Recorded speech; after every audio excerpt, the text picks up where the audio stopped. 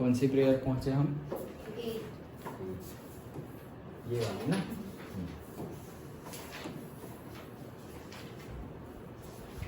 क्या कह रहे हैं प्रेयर में?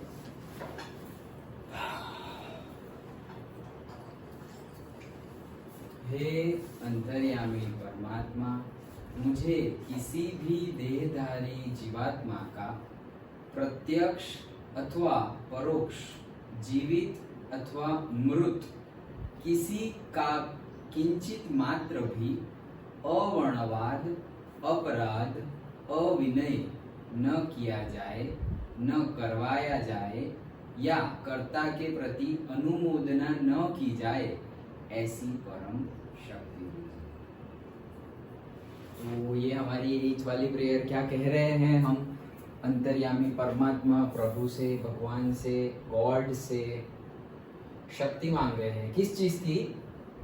किसी भी देहधारी, मतलब जिसका भी बॉडी है, जिसका भी बॉडी है, कोई भी body, human body, animal body, bird, viruses, fungi, micro organism, जो बोलना हो वो, कोई भी बॉडी हो, उसमें प्रत्यक्ष अथवा परोक्ष, मतलब प्रत्यक्ष मतलब अभी तुम लोग सपोज हम लोग अभी फेस टू फेस है, प्रत्यक्ष, ओके, और अभी यही वीडियो तुम कल घर जाके देखोगे, आज रात को या फिर कल, व्हाटएवर, तो वो क्या हो जाएगा? परोक्ष, मतलब direct and indirect. Okay, direct अभी हम कांटेक्ट में हैं, अभी हम कांटेक्ट में नहीं है लेकिन फोन पे बात कर सकते, तो वो परोक्ष हो गया। ओके, तो वैसे भी जीवित या मृत, मतलब जो जिंदा है उनका भी और जो मर गए हैं ऑलरेडी उनका भी हमें थोड़ा सा भी अवर्णवाद, अपराध, अविनय, मतलब कोई भी टाइप का, वही कि हमारे वर्ड से, हमारे स्पीच से, हमारे बिहेवियर से और हमारी थॉट प्रोसेस से हम कुछ भी नेगेटिव उनके टॉवर्ड्स में ना भेजें,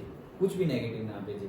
जैसे कि जीवित तो हम कोई भी, जैसे कि हमें किसी को सपोज राहुल गांधी पॉलिटिशियन है, वो पसंद नहीं है, ओके, या नरेंद्र मोदी पसंद है, जो भी पसंद ना हो तो उसके बारे में नेगेटिव्स बातें करना। ओके, सो दैट क्या होगा इससे? इसके डिसएडवांटेज बहुत भारी है। ओके, इससे हमारा जो नॉलेज का लेयर है, हमें जो बातें समझ में आती है ना, नहीं होता कोई चीज़ समझाते हैं, सपोज टीचर कोई चीज़ समझा देते, एक स्टूडेंट को ऐसे फट से समझ में आ जाता है, दूसरे को थोड़ा धीरे से आता है, तीसरे को थोड़ा और धीरे से आता है, कोई तो खुद ही पढ़ के समझ लेता है, टीचर की ज़रूरत भी शायद ना पड़े मेजोरिटी में, और थोड़ी थोड़ी जगह पे शायद पड़ जाए।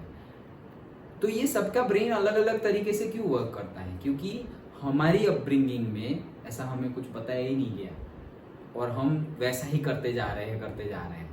क्या कि नेगेटिव्स बोल दिया ये वो, तो एक लेयर्स बन जाता है। हमारी जो ग्रास्पिंग पावर है, हमारा जो नॉलेज है, हम जितना भी नेगेटिव करें, खुद का या दूसरों का, लेयर्स बनते जाएंगे, और लेयर्स बनते जाएंगे तो फिर क्लैरिटी नहीं रहेगी। तो अब ये हम पढ़ रहे हैं, प्रे कर रहे हैं, उससे क्या हो रहा है? पुराने लेयर्स जा रहे हैं और नए अच्छे वाले लेयर्स आ रहे हैं, दोनों काम हो रहा है। पुराने भी जा रहे हैं कि हाँ भाई गलती होगी, नहीं पता था तो किया, ओके, अब पता चल गया तो अब हम ऐसा नहीं करेंगे, तो पुराना लेयर गया एंड नया अब जब भी तुम कुछ बातें करना चाहोगे, नहीं ये अच्छा है, ये सारी क्वालिटी शायद किसी को पसंद ना आए, लेकिन ये क्वालिटी इनमें बहुत अच्छी है, जो पॉजिटिव होगा वही तुम देखोगे। वो बुक मार्क्स लेके आए थे ना, वहां से सब देखे हैं, डाले हैं बुक में, उसमें लिखा है कि सी पॉजिटिव एंड बी हैप्पी। मैंने तो कई बुक में डाल दिए हैं कि जब भी ऐसे बुक खोले, अंदर का पढ़ो ना पढ़ो, बुक मार्क तो पहले ही दिखेगा। ओके, तो दैट इज द थिंग। सो ये बात है। एंड जीवित, तो डायरेक्टली ये लोग जीवित है, कोई ये डायरेक्टली एग्जांपल दे दिया, नरेंद्र मोदी, राहुल गांधी, कोई क्रिकेटर किसी को ना पसंद हो, कोई एक्टर एक्ट्रेस किसी को ना, कोई फ्रेंड किसी को ना पसंद हो, कुछ भी, बट ना पसंद हो, क्यों नहीं पसंद? क्योंकि हमारी पसंद और उसकी पसंद डिफरेंट है, वो डिफरेंट है, गलत नहीं है। नहीं तो फिर उसके पॉइंट ऑफ व्यू से तुम गलत हो और तुम्हारे पॉइंट ऑफ व्यू से वो गलत है, ऐसा हो तो फिर सभी गलत है, क्योंकि सेम तो कोई है ही नहीं। तो वैसा नहीं है। ओके, अलग होना और गलत होना डिफरेंट है। सब लोग अलग ही है, गलत कोई होता ही नहीं। अपने पॉइंट ऑफ व्यू से सभी कोई सही होता है, सब कोई सही होता है। एक चोर भी सही होता है अपने पॉइंट ऑफ व्यू से, वही है ना, उसको वैसी ही उसकी नॉलेज है उसके पास कि भाई यही जॉब अच्छी है, आराम से जाओ, चोरी करो, ले आओ, मेहनत कम है, थीफ स्टोरी, ओके उसकी अपब्रिंगिंग, उसकी अंडरस्टैंडिंग वैसी है, तो उसके पॉइंट ऑफ व्यू से तो वो सही है ना, दूसरों के पॉइंट ऑफ व्यू से, हमारे पॉइंट ऑफ व्यू से गलत है। सो सब लोग अपने पॉइंट ऑफ व्यू से तो सही होते हैं, ओके। सो सब लोग डिफरेंट है, कोई गलत नहीं होता है, ओके। तो ये याद रखना चाहिए। अगर ये याद रहेगा कि कोई गलत है ही नहीं, तो तुम्हें कभी भी किसी के भी टुवर्ड्स में हेट्रेड नहीं जाएगी तुम्हारे पास, क्योंकि तुम्हें पता है हाँ वो अलग है, बस इतना ही, वो अलग है, तुम जैसे हो उससे वो अलग है। तुम शांत हो, वो सपोज गुस्से में है, तो हाँ वो अलग है, गुस्से में है बट अलग है, कोई बात नहीं, लाइक दैट। तो कभी भी हेट्रेड नहीं जाएगा सामने वाले के टुवर्ड्स में। और मृत हो मतलब कोई मर गया हो, उसके बारे में भी हम, सपोज गांधी जी के बारे में हम बोल दिए, रावण के बारे में हमने बोल दिया, भाई हमारा कुछ बिगड़ा है, हम तो थे भी नहीं तब, फिर भी हम बस टाइम पास करने के लिए बातें कर रहे हैं। All those things should not be done, okay. तो वो ये प्रेयर है, एंड लास्ट वाली हम कल देखेंगे। तो प्रेयर मैंने ग्रुप में तो भेजी थी, रोज करो, 3 बार करो एटलीस्ट, 3 टाइम्स अ डे। कितना टाइम लगता है, सिर्फ पढ़ना है। ये अंडरस्टैंडिंग एक बार तुम्हारे अंदर फिट हो जाए, फिर तो तुम्हें पढ़ना है। पढ़ने के टाइम पे जब तुम पढ़ रहे हो तब तुम्हें ये सब नहीं सोचना है कि अच्छा इसका मीनिंग क्या है, ये वो। सिर्फ पढ़ो, मशीन की तरह सिर्फ पढ़ो, वो जाएगा अंदर, ऑटोमेटिकली अंदर जाए। नहीं तो तुम इसके ऊपर रिसर्च करने बैठ गए तो पढ़ाई कर रहे हो कि तुम 2 घंटे, उसमें से 20 मिनट तो तुमने यही किया। वो क्यों करोगे तो अच्छा है, लेकिन एकेडमिकली अभी हमें मार्क्स लाने हैं, हमारा टाइम वैसे हमें एडजस्ट करना है। तो पढ़ लो, सिर्फ अंडरस्टैंड ऑटोमेटिकली आएगा, धीरे धीरे ऑटोमेटिकली आएगा। ये चीज ऐसी है, ऑटोमेटिकली अंडरस्टैंड हो जाएगा, ओके। अब हाँ बोलो, कोई डाउट है? चलो तो वो थोड़ा जो बाकी था वो कंप्लीट करते हैं। कहाँ थे हम? 8 ये वाला, हाँ यही है। यही। अच्छा, okay. So name the following type of mirror used in the following situations. Okay, तो हेडलाइट्स ऑफ द कार, ये तो स्टार्टिंग वाला है, headlights of the car. Rear view convex, और वो वाला कॉनकेव। स्टार्टिंग वाला टॉर्च लाइट, हेडलाइट, ये वाला सब कुछ। क्यों? क्योंकि हमें थोड़ा बड़ा देखना है। सामने जो है छोटी गाड़ी भी दूर से छोटी दिख रही है, लेकिन हमें तो बड़ा दिखना चाहिए, तभी तो हम ब्रेक मारेंगे या फिर डिसीजन ले पाएंगे। तो वो तो कॉनकेव आएगा। For headlights of the car a concave mirror is used. The light source is kept at focus of the mirror. On reflection a strong parallel beam of light emerges out. तो अब क्या है? Parallel beam of light जा रहे हैं, okay. Object F पे है, देखो पैरेलल रे आ रहे हो तो वो एफ में से पास होते हैं, एफ में से ही जा रहे हो तो वो पैरेलल हो जाते हैं, वो देखा था हमने, okay. For side and rear view mirror, वो अभी हमने बात कर ली, convex. So that for that convex mirror, this is because it's field of view is very large. पीछे की बड़ी चीज को छोटा देखना है, और बहुत सारी चीजें पीछे की दिखती है हमें।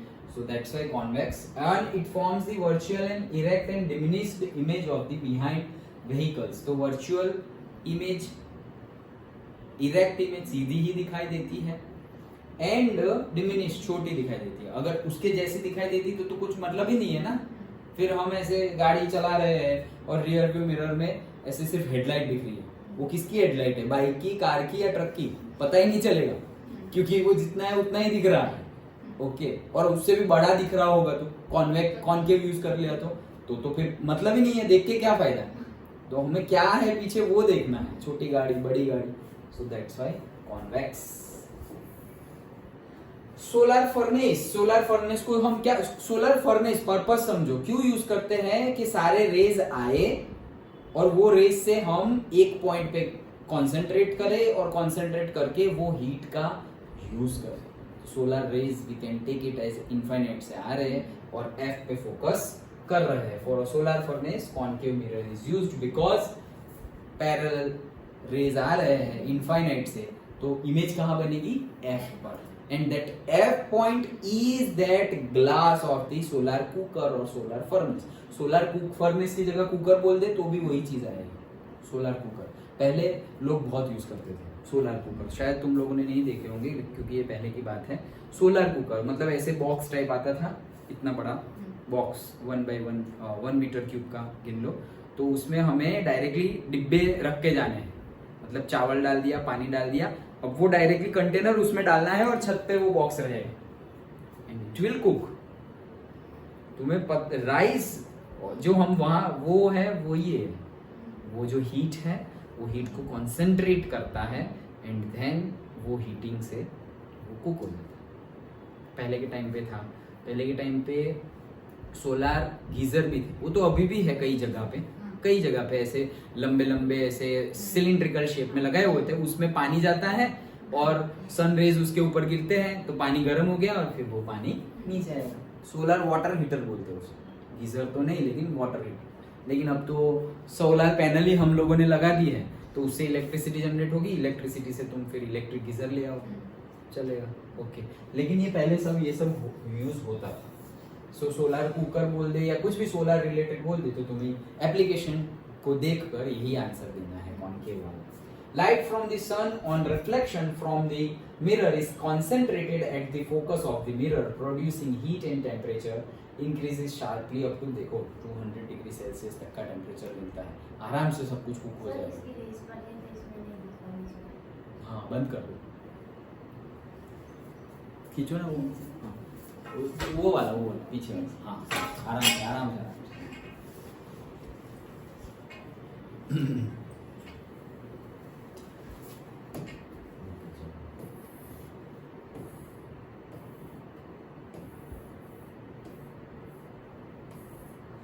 One half of a convex lens is covered with a black paper. Okay. Will this lens produce a complete image of the object? Verify your answer experimentally. वो तो हम करने नहीं वाले. Explaining your observations. तो obviously convex lens है, उसको covered कर दिया है. Okay. Covered with a black paper. तो one half, लेकिन सिर्फ one half ही. तो concave lens तो क्या होता है? एक साइड स्फेरिकल सरफेस और दूसरी भी दो स्फेरिकल सरफेस होते हैं, एक को कवर कर दिया तो दूसरा तो है ही हमारे पास, जैसे मिरर में था। ओके तो मिरर में एक ही सरफेस थी स्फेरिकल सरफेस, यहाँ पर तो दो सरफेस है। So yes it will give even when one half of a convex lens is covered with a black paper, the lens produces a complete full image of the object. Here the intensity of the image will become 1/4 as that with complete lens exposed, because less number of light rays can be passed refracted through the lens. क्यों? क्योंकि black covered है। Okay तो transparent होता तो सारे ही चले जाते, पास हो जाते, लेकिन यहाँ पर तुम ब्लैक या कोई भी कलर लगाओ ओके तो क्या होगा, जितने ट्रांसपेरेंट में रेस पास होने चाहिए थे उतने रेस पास होंगे नहीं, थोड़े कम होंगे। तो फिर जैसे कि ये हमारा कॉन्वेक्स लेंस है ओके तो यहां तुमने कर दिया है ब्लैक कोटिंग से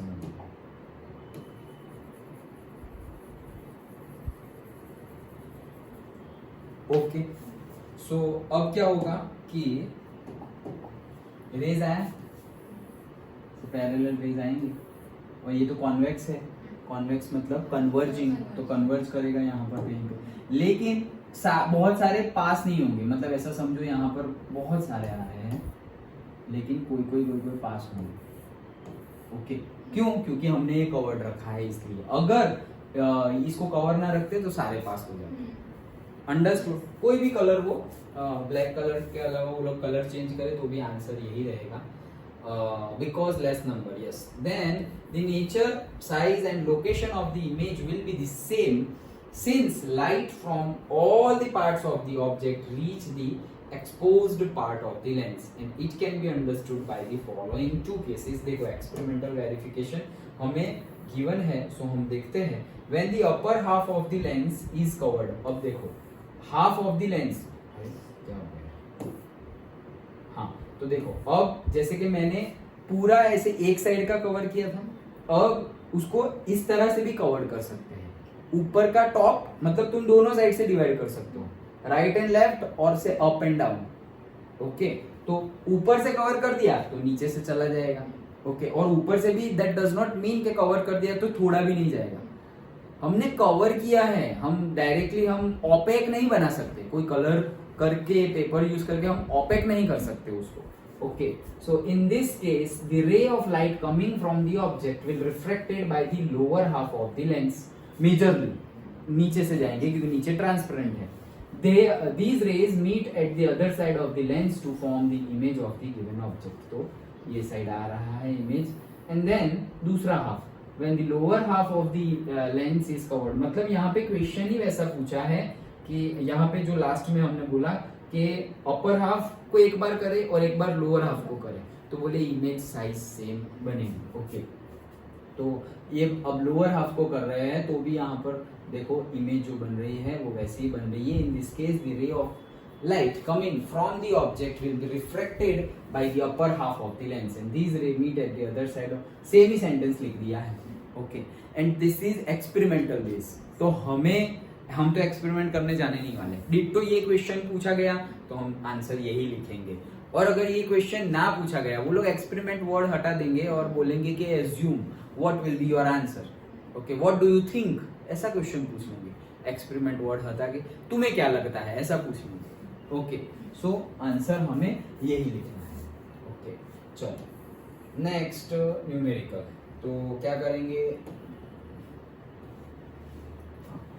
So, an object 5 centimeter in length is held 25 centimeter away from a converging lens. Converging मतलब क्या?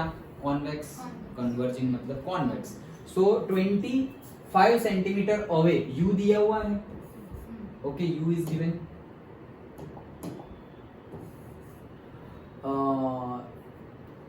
Covering converging lens of the focal length f. तो F क्या होगी? पॉजिटिव होगी. कॉन्वेक्स है, कन्वर्जिंग वो साइड आएगा. डन, याद है ना? वो सब याद रखना पड़ेगा. याद रखना पड़ेगा मतलब बेसिक समझोगे तो कुछ याद रखने की जरूरत नहीं है. ओके, क्योंकि हमारा लेंस ऐसा है तो भाई ऐसे ऐसे, तो ये F पॉजिटिव में गया. और वो वाला अगर लेंस हो तो हमारा रेज आएगा, ये तो डाइवर्ज हो गया तो हम डॉट डॉट करके ये साइड लाएंगे तो ये नेगेटिव साइड हो गई. ओके, ड्रॉ द रे diagram and find the position, size and nature of the image. तो देखो हमें हाइट दे दी गई है, u हमें गिवन है दैट इज -25 क्योंकि वो लेफ्ट हैंड साइड में लेंगे हम. f पॉजिटिव लेंगे, वो साइड में कन्वर्जिंग एंड कॉन्वेक्स है इसीलिए. अगेन फॉर्मूला लगा दिया 1/v माइनस 1/u क्योंकि ये लेंस के लिए, मिरर फॉर्मूला में प्लस. ओके, सो ये फॉर्मूला लगा दिया. We will get v is equals to 50/3. Okay, v कहां है? यहीं पे है क्या डायरेक्ट? वही. This shows that the image is formed behind the mirror and distance of the image from the mirror equals that of the object from the mirror. वो भी वही था. ये उसी का है क्या? 49 पेज है तो ये नहीं होगा. 47 उसका नहीं है. ओके, सो ये पेज उसका नहीं है. तो हमें चाहिए था क्या? 1/v ये मिला तो v क्या हो जाएगा? 50/3 हो जाएगा. 50/3 जो हमारा v आया है उसको हम डिवाइड कर देंगे तो कितना हो जाएगा? 16 पॉइंट समथिंग होगा. 16 3 सा 48 तो 16 पॉइंट समथिंग होगा. 20. ओके, तो 1 16.1. 16.1 is our answer. Okay, what? Centimetre. Centimetre. और वो आएगा, इमेज ये साइड बनेगी. That means it is a positive. Okay, so that we have got. Position मिल गई, साइज नेचर हो तो हमें पता ही है. ओके, कहाँ पर है वो? फोकल लेंथ है 10. ओके, फोकल लेंथ कितनी है? 10 है. और फोकल लेंथ 10 है तो रेडियस ऑफ कर्वेचर होगा 20. और ऑब्जेक्ट रखा हुआ है 20 से भी पीछे 25. देखो u कितना है? 25. तो ये 10 है तो रेडियस ऑफ कर्वेचर होगा 20. दैट मीन्स के ऑब्जेक्ट 20 से भी दूर रखा हुआ है, बियॉन्ड c रखा हुआ है. तो बियॉन्ड c में तो साइज कैसी मिलेगी ना? छोटी. c पे आएगा तो c जितनी मिलेगी. c इनफाइनाइट पे होगी तो पॉइंट साइज, फिर बियॉन्ड c होगी तो उससे थोड़ी स्मॉलर मिलेगी. c पे आ जाएगा तो c जितनी मिलेगी. c से आगे जाएगा तो बढ़ती जाएगी. ओके, तो क्या होगा? हमें बड़ी इमेज, एनलार्ज इमेज मिलेगी. सो पोजीशन मतलब v, साइज मतलब enlarge. Okay, and nature. Nature कैसा होगा?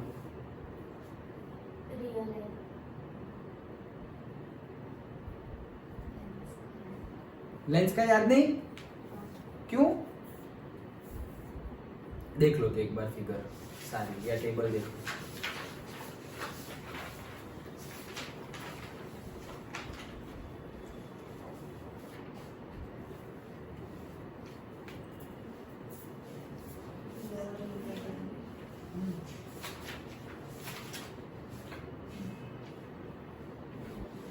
ओके,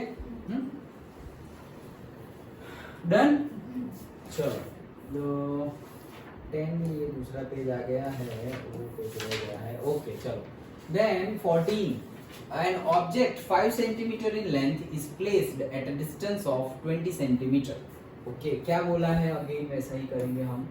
ऑब्जेक्ट गिवन है 5 सेंटीमीटर इन लेंथ, तो h गिवन है, वैसा ही है। Then placed at a distance of 20 centimetre, तो u है 20 सेंटीमीटर। कॉन्वेक्स मिरर है, मिरर है, कॉन्वेक्स मिरर है। Of radius of curvature 30। अब रेडियस ऑफ कर्वेचर कितना है? 30 है। और हमें क्या गिवन है? r is 30, सो f कितना होगा? 15। ओके, सो अब u कितना है? 20, तो 30 है, 30 c है और 15 पे f है। ओके, तो 15 तो मतलब c और f के बीच में।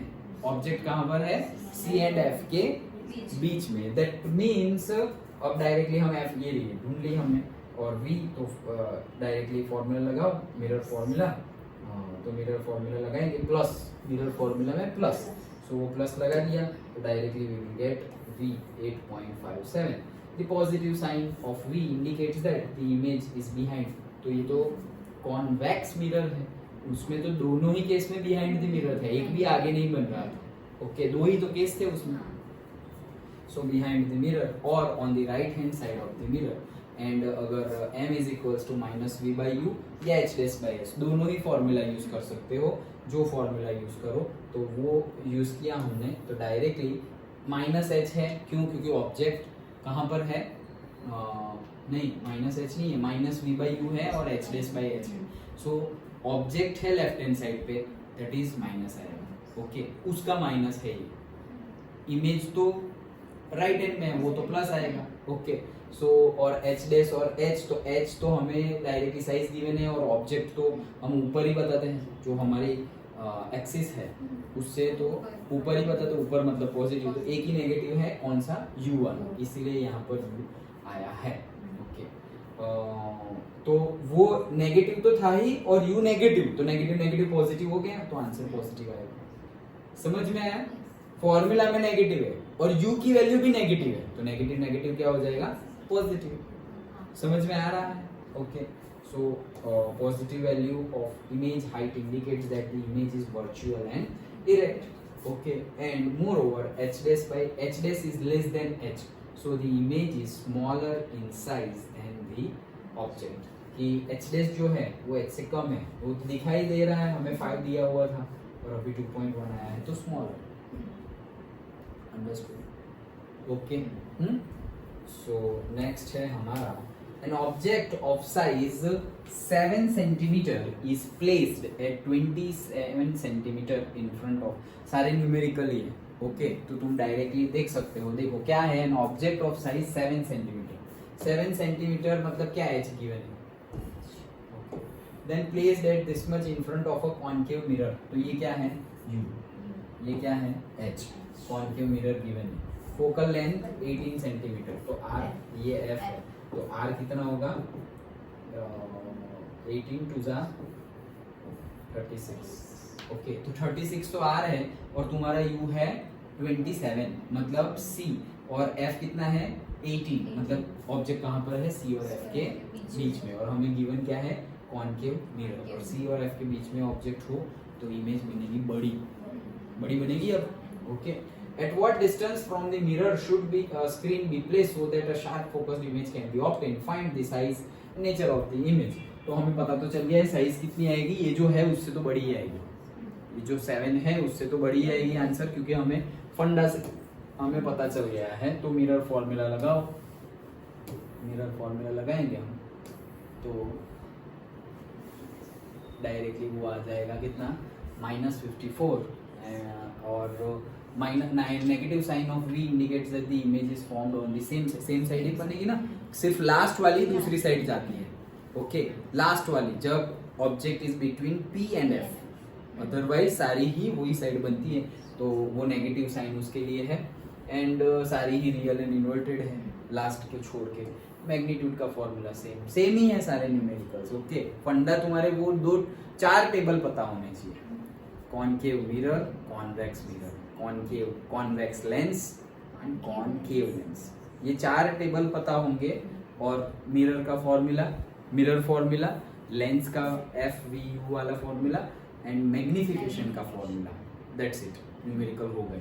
दूसरे न्यूमेरिकल कौन से हैं, रिफ्रैक्टिव इंडेक्स वाले कल हमने देखे थे, उसमें भी 2 ही चीज याद रखनी है, n is equals to c/v और n of medium with respect to something, okay, say n of glass with respect to air, that is equals to refractive index of air divided by refractive index of glass, that's it। तो ये refractive index का हो गया, फिर ये 1 type of numerical, then ये हो गया, that is second type of numerical, third that is power of lens, तो उसमें तो कुछ भी नहीं है, power is equals to 1/f, वही है। ओके, तो that is third type of numerical, तो different type के numericals पूछे जाते हैं। Okay, find the focal length of a lens, देखो ये आया पावर ऑफ लेंस, तो 1/f is equals to p, वही लगाना है। फोकल लेंथ है -2 डायोप्टर, तो p is equals to -2 dioptre, 1/f, f is equals to 1/p, p की वैल्यू है -2, सो f की वैल्यू आ गई -0.5 मीटर, मीटर में ही आएगा क्योंकि 1/f में f क्या है, मीटर यूनिट में है, तो सेंटीमीटर में वो हो जाएगा -50। यूनिट कन्वर्जन आता है, राइट? ओके, यूनिट कन्वर्जन तुम लोगों को पता होना चाहिए, नहीं तो न्यूमेरिकल्स। हाँ, ये सेंटीमीटर में ना, हाँ, क्योंकि आंसर बहुत छोटा आएगा मीटर में, तो f की value, f, u, v, height, सब की वैल्यू सेंटीमीटर में ही लानी है। ओके, u, v, मैग्निफिकेशन मतलब h डैश h, मैग्निफिकेशन का तो यूनिट नहीं लिखोगे, लिखना मत, क्योंकि h डैश बाय h तो गया, तो h का यूनिट सेंटीमीटर में लाएंगे, h डैश का भी, u का भी, v का भी, f का भी, r का भी, सब का सेंटीमीटर में ही लाएंगे। मीटर में लिख दोगे तो गलत नहीं है, but that will be very small value, 0.5, 0.2, 0.16 ऐसा होगा, तो 0.16 अच्छा है 16 सेंटीमीटर लिखिए। ओके, तो यूनिट कन्वर्जन की बात कर रहा था, तुम्हें पता ही होना चाहिए। फिजिक्स में यूनिट कन्वर्जन नहीं आएगा तो नहीं चलेगा, तो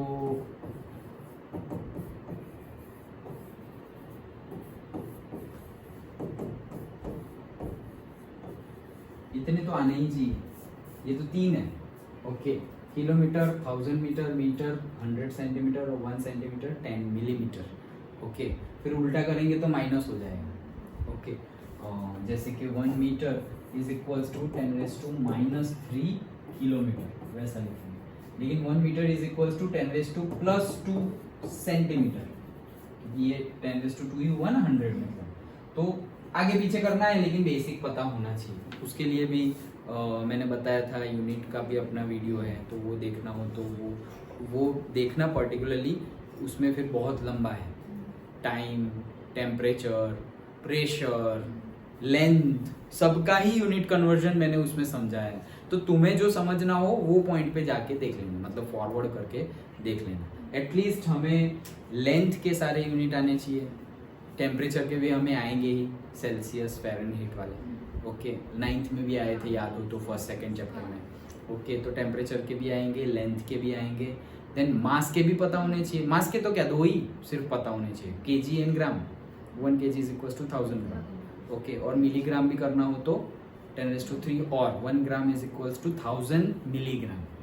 ओके, मिली मतलब 10⁻³ किलो मतलब भी 10⁻³।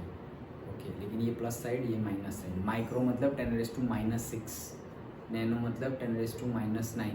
वो बेसिक सारा जहाँ जहाँ यूज हो तो लिख लो, बुक में लिख लो, अपनी नोटबुक में लिख लो, भले ही 5-6 जगह लिख लो, ये जब भी दिखे अच्छा ये है, हाँ याद रहेगा।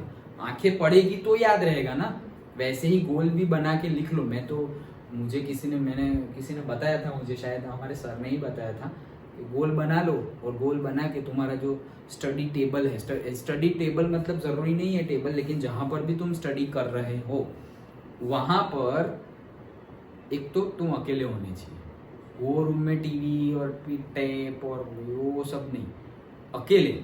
ओके, भले ही छोटा रूम हो या फिर छत पे जाके पढ़ो, जहाँ पढ़ना है पढ़ो, ओके, बालकनी में पढ़ो, लेकिन यू शुड बी अलोन। बातें नहीं करनी है, फिर कोई आ गया तो टाइम पास होगा ये वो। तो एक पर्टिकुलरली जगह होनी चाहिए पढ़ने की, हर दिन वही जगह पे जाके पढ़ना है, it will have the effect. देखना तुम, कई स्टूडेंट के साथ होता है कि सर यहाँ तो हो जा रहा है, फिर वहां करेंगे तो नहीं होता, पता नहीं क्यों, क्योंकि तुम्हें प्रैक्टिस हो गई है वहां करने की, वो जगह पर सब कुछ सॉल्व करने की प्रैक्टिस हो गई है, वो एटलीस्ट कर लो, फिर उससे भी एक लेवल आगे कि जहां जाएंगे वहां हो जाएगा। लेकिन पहले ये तो करो कि एक जगह पे बैठे तो हमसे सब सॉल्व हो रहा है। ये एक बिलीफ सिस्टम है, एक्चुअली ये बिलीफ सिस्टम है, और it is a science of energy. हम जहाँ होते हैं वहाँ पर अगर बहुत ज़्यादा एनर्जी है, पॉजिटिव एनर्जी, तो वो हेल्प करती है। जैसे कि हम मंदिर जाते हैं तो कैसे हमें एक फ्रेशनेस, पीसफुल, सब कुछ शांत हो, तो नहीं तो अब तुम मंदिर में भी बजते हैं, ढीन ढीन ढीन डीजे बजता है ये वो, ओके। तो एनर्जी वी कैन फील। अच्छा चलो सुबह सुबह मंदिर जाएंगे और बैठे रहेंगे, भले ही मंदिर के अंदर ना बैठो, अंदर बैठो तो गुड, अंदर ना बैठो तो भी कंपाउंड में भी बैठो। यहाँ साईं मंदिर में जब भी जाके देखो तुम कितने बैठे ही होंगे लोग। ऐसा नहीं कि कुछ बातें करेंगे, बातें करने वाले बातें भी करेंगे, लेकिन मेजोरिटीली बस आराम से शांत बैठे होंगे। Okay, so it has the energy. सब जगह की अपनी अपनी एनर्जी होती है। ओके, लाइफ पूरी एनर्जी के ऊपर ही है, हमारी बॉडी भी एंड बॉडी के बाहर भी सब कुछ एनर्जी के ऊपर है। सो एक ही जगह पर पढ़ो, हर रोज वहीं पे बैठो, हर रोज नीचे बैठ रहे हो तो आसन बिछा कर बैठो, जनरली कोई नहीं बैठता अभी बैठ तो हो तो, अदरवाइज चेयर पे बैठो। ओके, लेकिन वो चेयर हर बार फिर वही चेयर पे, ऐसा नहीं कि चेयर चेंज करते रहते हो, डायरेक्शन भी हर बार सेम ही होनी चाहिए। ओके, कि भाई ईस्ट में देख रहे हो तो ईस्ट टुवर्ड्स द ईस्ट ही देखना, और मिरर के सामने मत बैठना, नहीं तो फिर हाँ कुछ ये वो कहीं ना कहीं नजर जाएगी। ओके, मिरर हो तो वो डायरेक्शन में नहीं बैठना है, मिरर को हटाओ या फिर तुम हट जाओ। ओके, तो एक रूम पर्टिकुलरली, एक जगह दैट विल क्रिएट एनर्जी। सबसे पहले तो तुम्हें एनर्जी क्रिएट करनी है, जब क्रिएट होगी उसके बाद यू विल फील कि हाँ यार अब यहाँ, जैसे ट्यूशन में देखो, here you can feel if you want to feel some different energy will be there, और यहाँ से जैसे ही बाहर जाओगे ना अलग एनर्जी, बाहर मतलब नीचे जाओगे वो अलग ही एनर्जी होगी। ओके, अरे प्रैक्टिस कितना पता है, कई बार ऐसा हुआ है। अभी जब 10th की बोर्ड की एग्जाम थी उससे पहले इनका डाउट सेशन रखा था, सब लोग डाउट पूछ रहे थे, एक न्यूमेरिकल किया और ये बोर्ड नया ही आया था अभी। ओके, फरवरी में आया तो सारे न्यूमेरिकल के बीच में एक न्यूमेरिकल आया, हो ही नहीं रहा है। मैं भी ऐसे सोचने पड़ता हूँ कि ये करे तो करे कैसे। फिर वो उन लोग के पास में लाओ, बुक लाओ, पेन लाओ, बैठा, 1 मिनट भी नहीं हुआ, 1 मिनट, और डायरेक्टली ये लो आंसर न्यूमेरिकल कर दिया। क्यों? क्योंकि मुझे प्रैक्टिस पेन पेपर की है और वो बोर्ड की है और ये नया आया था, तो मेरा ध्यान बहुत सारा यहाँ जा रहा है, एक कलर ये छोटा लिख रहा है, ये बड़ा हो रहा है, अरे यहाँ पे टच हो गया, ये हो गया, वो हो गया, तो तुम्हारा ध्यान बट रहा है। देखो इतना छोटा ध्यान भी बट जाए तो नहीं होगा वो, मतलब 100% की जगह तुम 99 दोगे तो भी रिजल्ट चेंज हो सकता है। अपना इनपुट अगर 100% की जगह 99 भी दोगे तो भी रिजल्ट विल चेंज। सोचो इतना माइन्यूट है ये, विद इन मिनट, मतलब शायद हमने 10 to 15 मिनट्स वो न्यूमेरिकल में इन्वेस्ट की होगी सबने मिलके, कि भाई कैसे करे समझ में नहीं आया। एंड देन ट्रिग्नोमेट्री का था आई थिंक, शायद मैथ्स का लिया, 1 मिनट मतलब मे बी 35 to 40 सेकेंड में I have done the numerical. And फिर बोलो सर ऐसा क्यों हुआ, this is the reason. Energy, इनको भी बताया था, बट प्रैक्टिस कि पेन पेपर की तुमको बहुत अच्छी प्रैक्टिस हो गई है तो अरे पेन पेपर में तो तुम लोग मतलब खतरनाक वाला कर दोगे, लाइक दैट। दैट्स वाई जो टेस्ट होते हैं, मतलब जो तुम टेस्ट दोगे 10th में, pre boards and all, okay, और रेगुलर भी, तो वो अच्छा पॉइंट याद आया, कुछ करेंगे, सोचूंगा इसके बारे में। सो वो अगर बोर्ड वाली आंसर बुकलेट जैसी आती है वैसी अगर तुम्हें मिल जाए और तुम उसमें ही प्रैक्टिस करो, तो तुम्हें जब बोर्ड की आंसर बुकलेट आएगी तो तुम्हें नया नहीं लगेगा, हाँ इसमें तो बहुत प्रैक्टिस की है, और होता जाएगा। बोर्ड वाली आंसर बुकलेट बहुत ही कई बार ऑड होती है, ऐसी लैंडस्केप में होती है, हॉरिजॉन्टल, तुम ऐसी वो यूज़ करते हो A4 साइज वाली बाहर जो मिलती है, ओके, ये थोड़ी ऐसे ऐसे हो जाती है, लैंडस्केप लंबी, ओके, तो इसके तुम्हारे 3 पेज भर रहे होंगे तो इसके 1 ही पेज या 2 ही पेज में तुम्हारी थियरी खत्म, ओके, क्योंकि इतनी सारी जगह है, वो ऐसे डिजाइन किया है उन्होंने, पर्टिकुलरली डिजाइन किया है।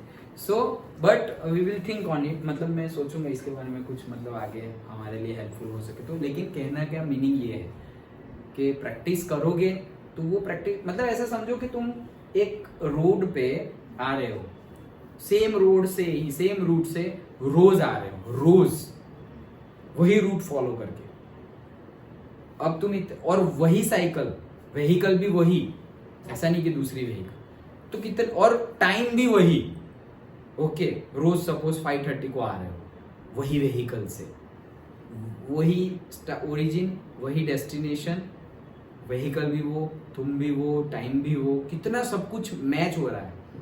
अब ये रूट पे तुम एक्सपर्ट हो गए, मतलब तुम्हें पता ही है कि अच्छा 2 मिनट के बाद बम्प आएगा, ए वहां पे गड्ढा है, यहाँ से नहीं जाना है, यहाँ से जाना है, you will have all the knowledge, तुम्हें पता चल जाएगा यहाँ से ये होगा, यहाँ से ये होगा, यहाँ से थोड़ी जल्दी भगानी पड़ेगी, ट्रैफिक बहुत होता है, यहाँ पे स्लो जाना पड़ेगा, एक्सीडेंट बहुत होता है, सब कुछ तुम्हारे माइंड में फिक्स हो जाएगा, तुम चाहो या ना चाहो, अवर बॉडी विल लर्न, हो जाएगा ऑटोमेटिकली, ओके, तुम्हें ध्यान देना नहीं पड़ेगा, हो गया, क्यों, रिपीटेशन हुआ है, इसलिए रोज तुम एक ही रोड से, एक ही व्हीकल से, एक ही टाइम पे रिपीट मारते जा रहे हो।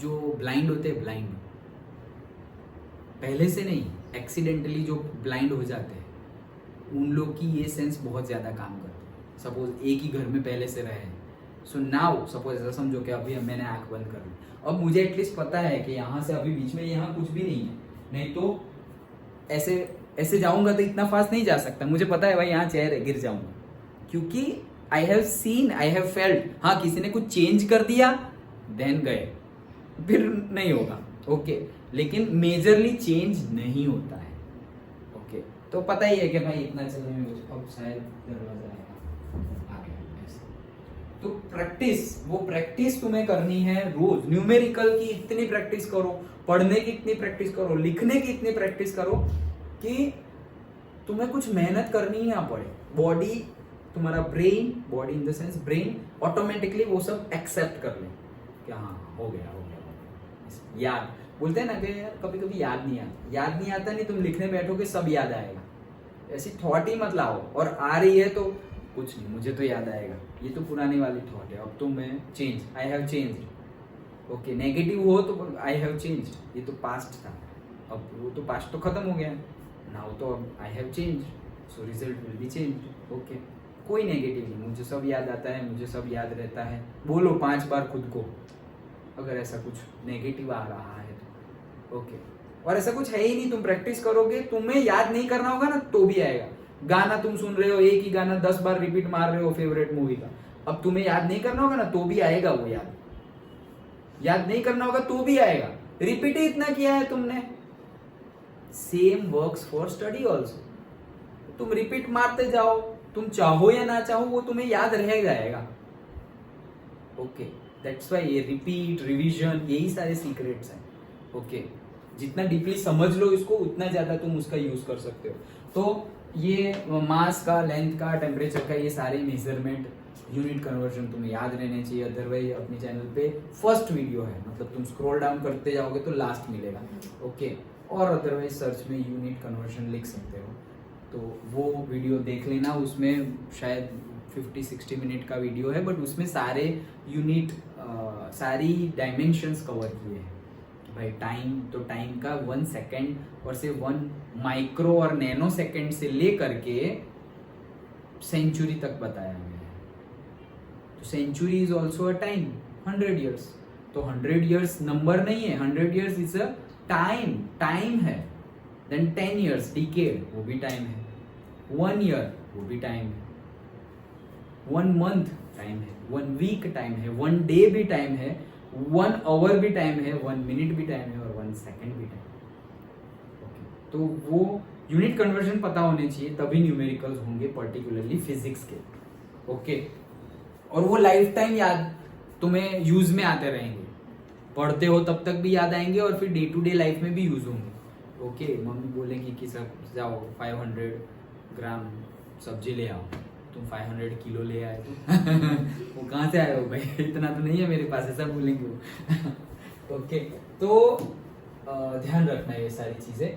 A doctor has prescribed corrective lens of power 1.5D, positive है ये। हाँ, ये वाला ये तो हो गया ना, वो साइड देखा ना। Okay, find the focal length of the lens. Focal again वही है, P is equals to 1/f। Positive आया है, पॉजिटिव किस में आता है, कॉन्वेक्स लेंस में आता है। तो हम बोल देंगे कि कॉन्वेक्स लेंस है, फोकल लेंथ फाइंड कर लेंगे 1/f। Is the prescribed lens is diverging और कन्वर्जिंग। प्लस आया है, मतलब 1/f भी प्लस आएगा। प्लस कब आएगा, फोकल लेंथ कॉन्वेक्स होगा तो। कॉन्वेक्स मतलब क्या, कन्वर्जिंग, वही लिखना है। As the power of lens is positive, it is a converging lens और से कॉन्वेक्स। अंडरस्टूड? ओके, शायद 1-2 क्वेश्चंस छूटे हो, शायद सारे हुए। बीच के कोई आई एक पेज, ये देखो ना 47 एंड देन 49, ऐसा था ना कुछ। हाँ, तो कुछ भी छूटा हो, बट वो तुम ट्राई करो और समझ में ना आए तो मुझे पूछ लेना।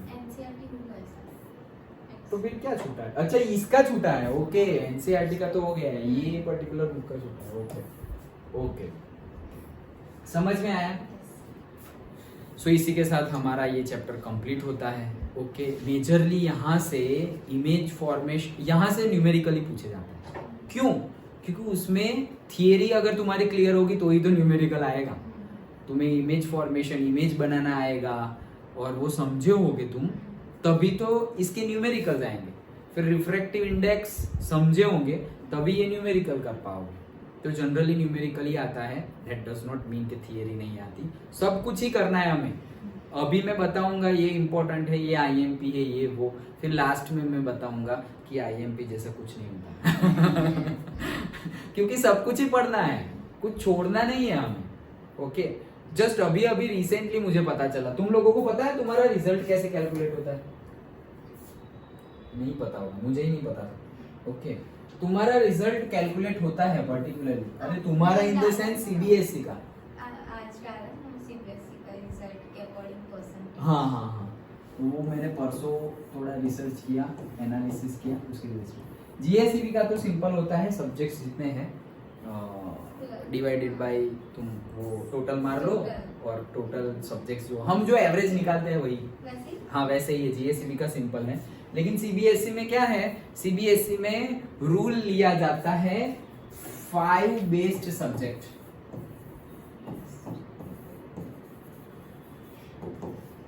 तुम्हारे टोटल 6 सब्जेक्ट होते हैं एग्जाम में, उसमें से 5 बेस्ड सब्जेक्ट्स का ही परसेंटेज निकाला जाता है। ये बहुत सारे स्टूडेंट को नहीं पता, अरे मैं बोल रहा हूँ मुझे भी नहीं पता था। ओके, बहुत सारे स्टूडेंट्स को भी नहीं पता होता और इसका यूज बहुत ही अच्छा है। जैसे कि अपने क्लास में ही रिजल्ट है अपना 100%, 13 स्टूडेंट थे, 13 के 13 सारे ही पास हुए हैं। लेकिन 1 या फिर 2 स्टूडेंट ऐसे हैं जो मैथ्स में फुल्ली पास नहीं है, मतलब ऑन द बॉर्डर है। मतलब किसी के तो शायद 25 मार्क्स है out of 100। I don't know वो पास कहलाएगा या नहीं कहलाएगा। 100 में से 25 आई डोंट थिंक वो फेल है। ओके, सो लेकिन रिजल्ट में पास है एंड उसके परसेंटेज है 70%। क्यों? Just because of this rule, just because of this rule. और ये बेनिफिट जीएससीबी को नहीं है लेकिन सीबीएसई को ये बेनिफिट है। ओके, बेनिफिट रिजल्ट में मिलेगा तुम्हें। दैट डज नॉट मीन कि 6 में से एक सब्जेक्ट में पहले से ही कम मेहनत करो ना, वैसा किया तो फंस जाओगे। वैसा नहीं, क्योंकि तुम्हें थोड़ी पता है कि कौन सा सब्जेक्ट में कैसे मार्क्स आने वाले हैं। ओके, हम मानते हैं लेकिन ऐसा नहीं है, चेंज हो जाता है सब। ओके, तो वो 25 मार्क्स गिने ही नहीं और वो स्टूडेंट के है टोटल 70%। मैथ्स में 25 but overall percentage 70। This is out of 100। अब जस्ट इमेजिन दूसरा कुछ होता तो गए फेल, बट ये सिस्टम के वजह से it is good. Benefit student के लिए तो बेनिफिट ही है। ओके, ये 5 बेस्ट सब्जेक्ट्स में English is compulsory. English compulsory है, तो मतलब एक्चुअली बेस्ट 5 नहीं, बेस्ट 4 ले लो, क्योंकि इंग्लिश तो कंपलसरी है। उसके बाद बेस्ट 4 ले लो तुम। मतलब तुम्हारा सपोज इंग्लिश है, हिंदी है, साइंस अपना main, maths, SST and IT computer. Okay, तो हो गए 6 सब्जेक्ट्स। अब ये तो कंपलसरी है, ये तो आएगा ही आएगा। अब इसमें से टॉप 4 आएंगे। आईटी में तो तुम ऐसे ही स्कोर मारोगे। ओके, मैथ्स में भी स्कोर लगेगा। अब जिसमें भी कोई भी पेपर तुम्हारा छूट गया, हिंदी में भी लोग लाए हैं, हाँ 80-85 अब लाए हैं स्टूडेंट्स, तो जिसमें भी सपोज ऐसा समझो कि कुछ गड़बड़ हुई, एसएसटी में कम मार्क्स आ गए, तो तुम्हारे मार्क्स गिने जाएंगे ये 4, ये 1 2 3 4 और इंग्लिश 5। इंग्लिश कंपलसरी है, उसमें जितने भी कम मार्क्स आए वो गिनाए जाएंगे और इंग्लिश में पास होना भी जरूरी ही है। लेकिन यहाँ से किसी में एक में कोई फेल भी हो जाता है तो वो चला जाएगा एज ए एडिशनल सब्जेक्ट, और जो एडिशनल सब्जेक्ट है वो आ जाएगा एज अ मेन सब्जेक्ट, और उसके हिसाब से परसेंटेज कैलकुलेट होंगे। That benefit is for CBSE. ये मुझे अभी ही पता चला 2 दिन पहले, क्योंकि मैंने पहले परसेंटेज डाल दिए थे सबके, तो सब बात कर रहे थे, सब अंदर अंदर पहले तो बात की, तू झूठ बोल रहा था, तेरे तो इतना है, सर ने देख बताया, तेरे तो 2-3 परसेंटेज कम है बहुत लोगों का ऐसा हुआ। फिर पेरेंट्स का भी एक पेरेंट्स का भी कॉल आया, फिर उन्होंने बताया कि सर उसमें प्रॉब्लम नहीं है, लेकिन उन्होंने डाले थे, सपोज उन्होंने डाले हैं 85 और मैंने डाल दिए 82, तो अब वो लोग वापस ये ट्यूशन वाला स्टेटस लगाएंगे तो वो क्या बोलेंगे रिलेटिव्स, हाँ पहले उस दिन आए थे 85 आज आए 82, ऐसे कैसे कम हो गए so that's why I have removed from everywhere, वो पोस्ट ही हटा दी। अभी रेडी तो हो गई है नई वाली, अगर नई वाली रेडी हुई है उसके अकॉर्डिंगली अपने जो ट्यूशन क्लास है 80 वो है 87%, 87.2। ओके, सो रफली 87% है तन्मय की। फिर 85। हाँ, फिर खुशी भी सोच रही थी उसके 82 है, तो अब तो खुश है वो कि 85 है। ओके, सो तन्मय के आए हैं 87। लास्ट ईयर भी तो ये टॉप 5 में आ गए। कौन? तन्मय में मोस्टली होंगे, हाँ। क्योंकि स्कूल वालों ने टॉप 5 में मोहित भाई को लिया जिनके 86 है। अच्छा, हाँ ऐसा किया है? हाँ, तो क्यों तन्मय का मार्क्स नहीं थे उनके पास? पता नहीं क्यों उन्होंने 86 मोहित भाई के, तो वो टॉप 5 है, और उससे ज्यादा 88 है वो प्रद्युमन भैया के, तो वो 4। ओके, 87.2 है इसके, तो रफली 87 है। वॉट एवर, ये तो मतलब बोलने के लिए तो कोई कुछ भी बोल सकता है, रिजल्ट कोई देखने गया है, बट मैं तो जितने आए उतने अभी मैं लिख दूंगा। ओके, बट एडमिशन या कोई भी चीज जो सच है वो है, अभी उसमें 1-2% के लिए क्या झूठ बोलो, वो भी पढ़ाई में झूठ बोलोगे। अभी बोला कि ऐसे ही नेगेटिव बोल रहे हैं तो लेयर आ रहे हैं, इतना बड़ा नेगेटिव बोलोगे तो कैसा लेयर आएगा। ओके ये बहुत छोटी छोटी चीजें हैं, लेकिन फिर हम बोलते हैं ना, कई कई बार बोलते हैं लोग, अरे पता नहीं यार इतनी मेहनत करते हैं फिर भी पता नहीं ये क्या हो जाता है, ये हो जाता है, मेरे साथ ऐसा क्यों होता है, ये वो, क्योंकि अनजाने में ये सारी गलती करते हैं, हमें पता ही नहीं होता कि ऐसा भी होता है वैसा। बोलेंगे नहीं भाई वो गलत कर रहा है तो गलत ही बोलेंगे। भाई तुम कौन होते हो उसको गलत बोलने वाले? उसके पॉइंट ऑफ व्यू से तो तुम गलत हो, तुम गधे हो कि तुम इतना कुछ अच्छा कर रहे हो, वो ऐशो आराम कर रहा है, इतने मेहनत कर रहे हो, तुम गलत हो उसके पॉइंट ऑफ व्यू से। हम कौन होते हैं ऑथोराइज्ड किसी को गलत बोलने वाले? ओके सो किसी को भी कुछ भी बोलने की जरूरत है ही नहीं, keep quiet, that's it. Okay इसीलिए जो जितना देखना तुम सारी पर्सनालिटीज को आगे फ्यूचर में सब तुम, मैंने बोला था ना ऑटोबायोग्राफीज पढ़ो ये वो, तो पर्सनालिटीज को तुम समझोगे ना, तो जो भी बहुत ज़्यादा मैच्योर और हायर लेवल की पर्सनालिटीज है ना, वो लोग जैसे जैसे नॉलेज उनका बढ़ता है ना, वैसे वैसे शांत हो जाते हैं, ज़्यादा बोलते नहीं, ज़्यादा मिलते जुलते नहीं है किसी से, क्योंकि उनको नॉलेज सब कुछ पता चल रहा है। वो बोलते हैं ना, वो एक फ्रेज है गुजराती में, खाली चनो वागे घणो। जिसके अंदर होता कुछ नहीं है ना, वो बहुत आवाज करता है। वो नहीं बोलते कि वो हिंदी में भी है ना, गरजते बादल बरसते नहीं, ऐसा सुना है? गरजते बादल बरसते नहीं, तो बहुत गरजते हैं, शायद वो बरसेंगे नहीं, सिर्फ आवाज ही की ऊपर धड़धम, लेकिन बारिश कुछ नहीं। और वापस अब तो बैठे होते हैं लोग, क्यों बहुत बोल रहे थे ये वो, कहाँ गए, कुछ आया तो नहीं ऐसे। तो इससे अच्छा है वर्क इन साइलेंस, वो let success make your notes. Okay वैसे ही रखो। तो 87% है, वेरी गुड। बहुत सारे लोगों के मतलब हाँ सब खुश हो गए। मैंने तो पोस्ट भी ऐसी डाली, Chirag sir always give more than 100%, ऐसे तो सब हंस रहे हैं। सो वैसे सीबीएसई के परसेंटेज कैलकुलेट होते हैं। सो ये एक बेनिफिट है पर्टिकुलरली सीबीएसई बोर्ड के स्टूडेंट्स को। तो इसी के साथ हमारा चैप्टर कंप्लीट होता है and now we will start biology.